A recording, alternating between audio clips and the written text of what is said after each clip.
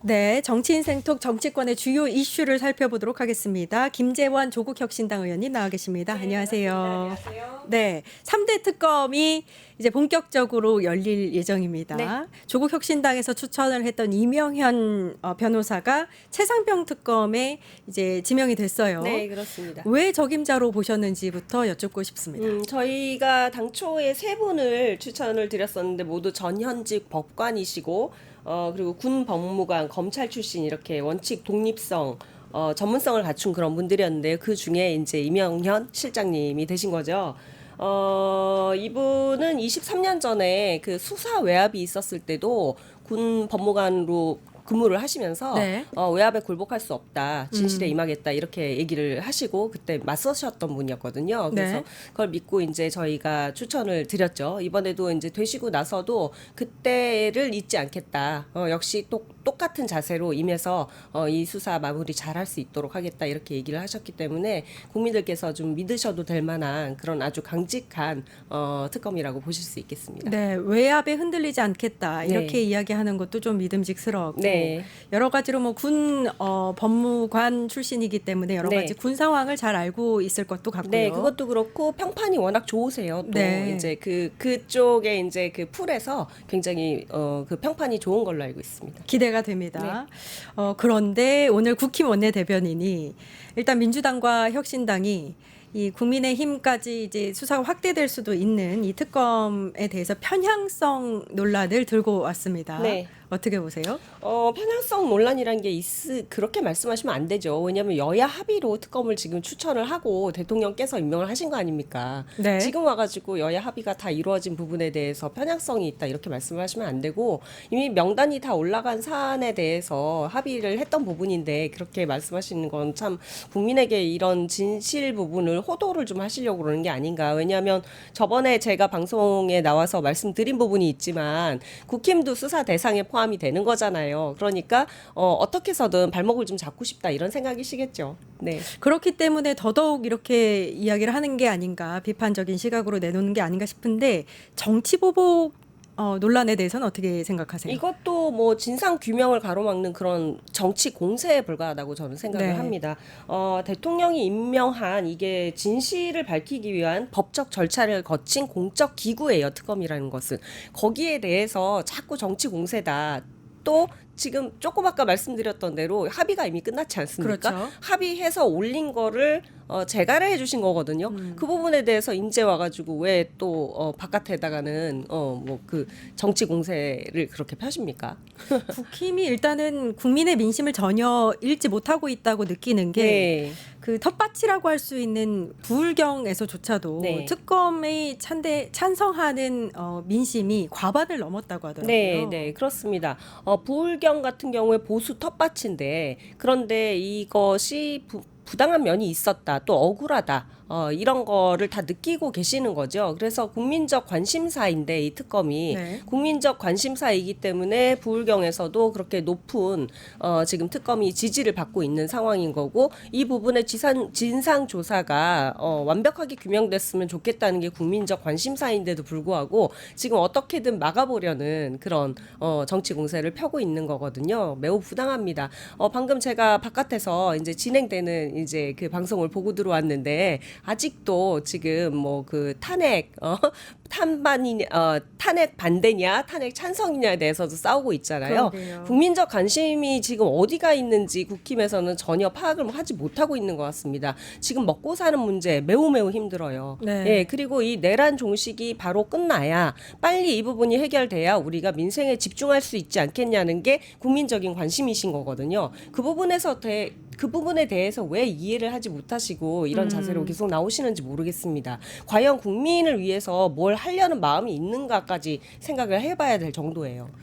안타까움이 들 정도로 네. 야당을 넘어서 정당으로서의 역할을 전혀 하지 못하고 있다는 그런 느낌이 네, 들어요. 이번에 권성동 전 이제 그 원내대표가 분열을 막기 위해서 그런 선택을 했다라고 얘기를 하셨는데 과연 그게 분열을 막기 위한 게 국민적 분열을 말씀하시는 겁니까? 그냥 당의 분열을 말씀을 하시는 겁니까? 아니면 자기 편 분열을 얘기를 하시는 겁니까? 저는 그렇게 생각이 들거든요. 이 민주정당이라는 것이 국민이 어떻게 하면 잘 살고 편안하게 살고 안전하게 살고 그런 부분에 대해서 신경을 써야 되고 당론도 그런 쪽으로 가야 하는 것인데 무조건 정치 공세에다가 뭐 정치적인 어떤 프레임 씌우기 이런 거에 집중하게 되면서 국힘은 그야말로 민주 정당으로서의 기능 자체를 잃어버렸다고 저는 생각이 들더라고요.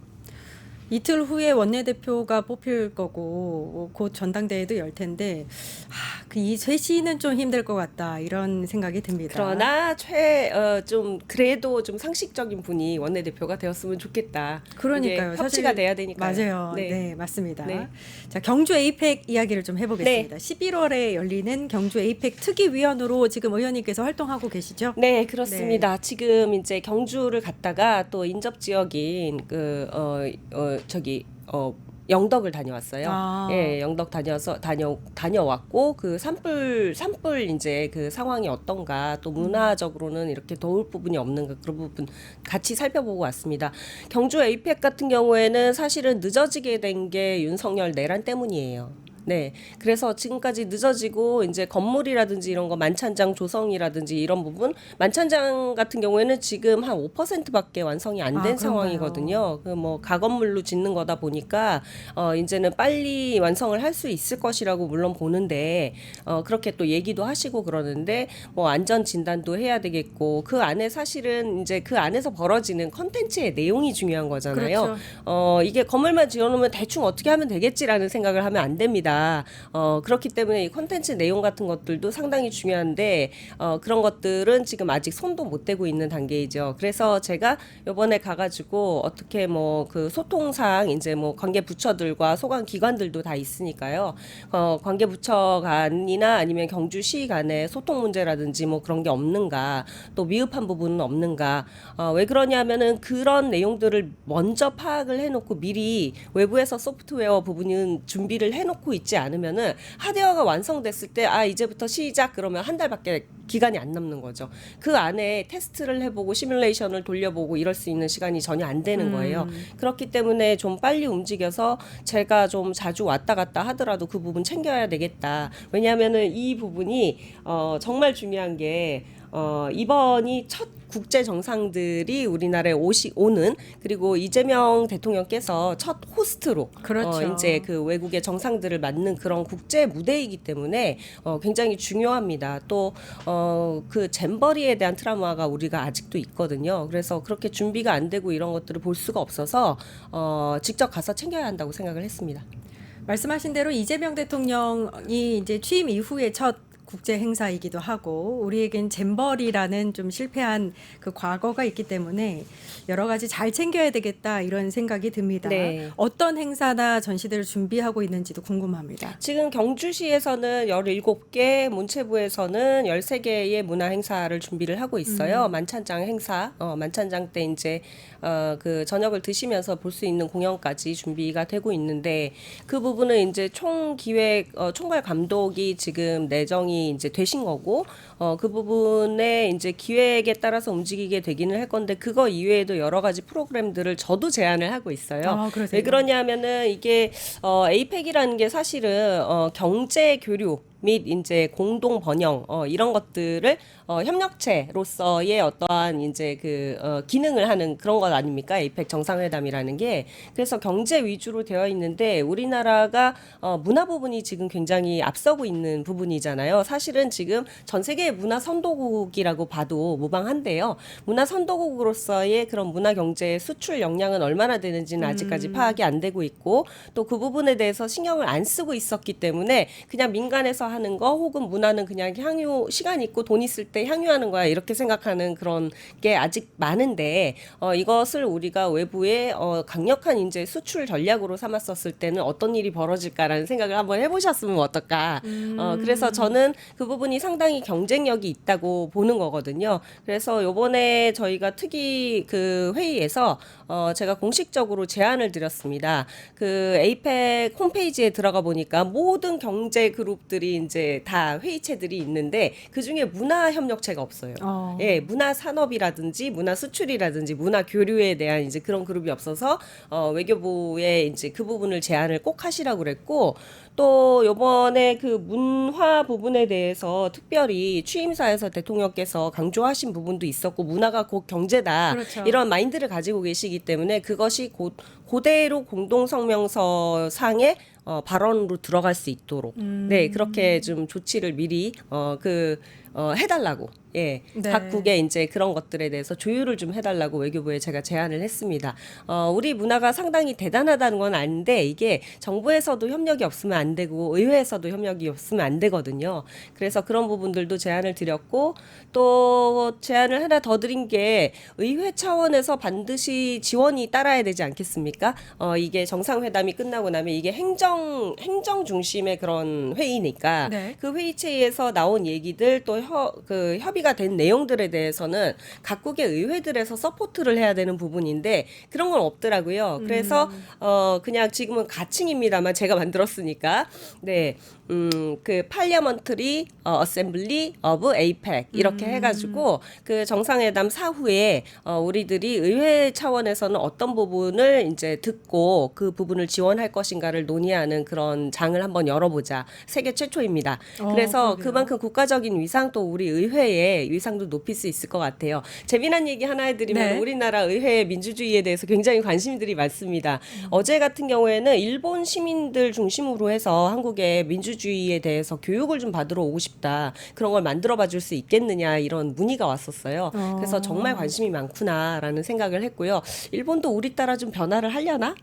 이런 생각도 좀 해보게 됐습니다. 네, K컬처 문화경제국으로서의 위상 또 국회의 지원까지 말씀을 해주셨는데 네. 이번 경주 에이펙에 시진핑 주석이 참석을 한다고 되어 있어요. 네. 이렇게 되면 이재명 대통령과의 만남도 성사될 수 있고 한중 간의 어떤 해빙 모드도 형성될 수 있을 것이다. 이런 기대감이 나오고 있거든요. 어떻게 보세요? 시진핑 주석이 이미 그 이재명 대통령과의 통화에서 에이펙 참석하겠다 이렇게 그렇죠. 얘기를 좀 하신 것 같고 유엔 총회는 또 불참하신다 그랬어요. 근데 이번에 방한을 하시게 되면 11년 만에 오시게 되는 거거든요. 그 동안에 우리가 그 탄핵 정국 또 계엄 해제 하고 이후에 조금씩 중국이 우리한테 어떠한 제스처를 좀 취한다는 느낌을 좀 받았던 게 관광객들이 다시 들어올 수 있도록 했거든요. 그렇기 때문에 시진핑 주석이 이번에 오게 되면은 한중 정상회담을 반드시 할 것이다라고 저는 생각을 하는데 그 부분에서 물꼬를 확 터야 되지 않겠습니까? 그렇죠. 예, 물꼬를 트게 되는 게 가장 이제 편한 게 가장 소프트하게 접근을 서로 간에 할 수 있는 게 역시나 문화, 예술, 그다음에 체육 행사라든지 아니면 관광이라든지 이런 부분이 아닐까 생각을 해요. 그래서 시진핑 주석이 오시면은 정상회담 반드시 했으면 좋겠고 그리고 그런 부분에 물꼬가 좀 터졌으면 좋겠고라는 게 이제 제 개인적인 바람인 거죠. 왜냐하면 국가 경제가 이렇게 힘들고 또 트럼프 관세 때문에 우리가 굉장히 국민적 이제 그 관심사인데 자동차 이제 뭐 세탁기, 냉장고에도 25%그 철강 네. 관세도 붙이겠다고 하고 나오고 있는 마당에 아직까지 컨텐츠에는 관세를 붙이지 못했거든요. 또 컨텐츠 같은 경우에는 다양하게 이제 우리가 전략을 펼칠 수 있음으로 해서 이번에 그런 얘기가 좀 되신다고 한다면은 요만큼이라도 조금이라도 문화 경제로 인한 이제 혜택을 국민들께서 조금이라도 받으실 수 있도록 하는 게 좋지 않은가라는 생각에 네. 그런 아주 그 간절한 바람을 드려봅니다. 네, 문화경제 이야기를 많이 해주셨는데 우리가 국제적인 회의를 이렇게 개최할 때는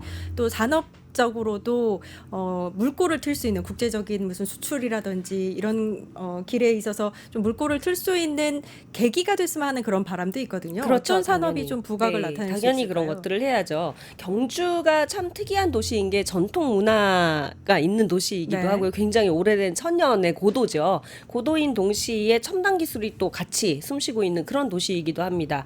미래차라든지 반도체라든지 에너지 전환, 디지털 기술 이런 것들을 다 선보일 수 있는 그런 계기가 되고 기업들이 이번에 또 전시 부스도 마련이 돼요. 그래서 지역 기업도 있지만 대기업들도 함께 전시 부스도 조성을 할 예정이라서 그런 것들을 볼 수가 있죠.